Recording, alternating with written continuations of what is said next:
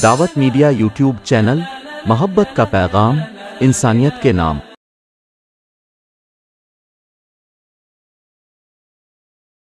मैं इसके बाद बग़ैर तमहीद किए और देर किए हुए मेरे अपने फ़र्जंद अशरफ ख़ान इब्ने मौलवी अहमदुल्लाह ख़ान को दावत सुखन देता हूँ कि वह आए और अपनी तकरीर पेश करे।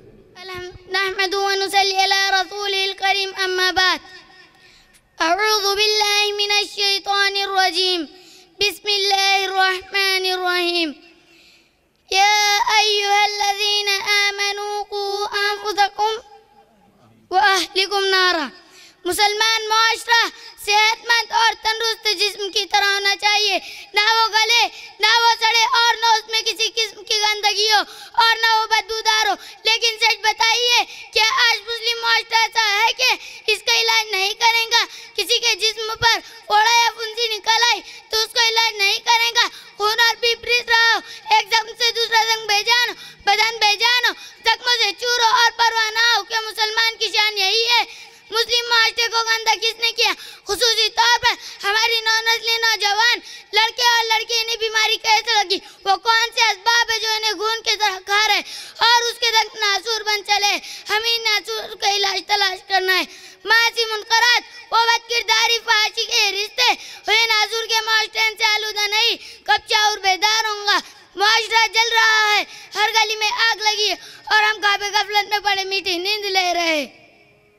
आज हमारी मुस्लिम बच्चियां घरों के पीछे भाग रही है, कॉलेज और ट्यूशन के नाम पर नंगा नाच नाच रही है। व्हाट्सएप, इंस्टाग्राम, फेसबुक और टिकटॉक पर अपनी जिस्म की नुमाइश कर रही है। लाइक और व्यू इकट्ठा करने पर फखर समझ रही है। डूब मरने की बात है। ये उन मुसलमानों का हाल है जो दुनियाई मालूमात में खूब, दीनी मालूमात में खूब काहिली, सुस्ती और लापरवाही से काम लेते हैं और माँ बाप को अपनी औलाद की दीन की फिक्र नहीं। नतीजे ये है जिसका रुख जिधर उधर भाग रहा है। लेकिन याद रखे, समाज की नासूर अगर यूं ही बढ़ते रही और हमने इन पे रोक लगाने के लिए अपनी जिम्मेदारी अदा नहीं की तो आखिरत की पकड़ से नहीं बच सकोगे। इन सारी चीजों को आंखों से देखने और कानों से सुनने के बाद हम अंधे बहरे गूंगे क्यों हो जाते हैं और अपनी जिम्मेदारियों से भागते हैं? जब हम अपनी जिम्मेदारियों को खुलूस के साथ करने में लग जाएंगे, वाखिरत दावाना अल्हम्दुलिल्लाहि रब्बिल आलमीन। अस्सलामु अलैकुम।